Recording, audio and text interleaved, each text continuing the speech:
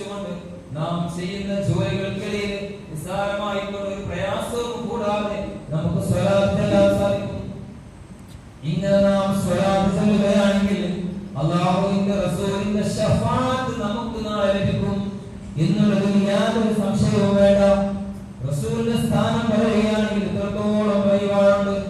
അല്ലാഹു സുബ്ഹാനഹു വ തആല ഈ ലോകം പടക്കുന്നതിന്റെ എത്രയോ മുമ്പ് ഈ അല്ലാഹു സുബ്ഹാനഹു വ തആല ആദ്യമായി പടച്ച വസ്തു എന്ന് പറയുന്നത് മുത്ത് റസൂൽ സല്ലല്ലാഹു അലൈഹി വസല്ലമ തങ്ങളുടെ പ്രകാശമാണ്.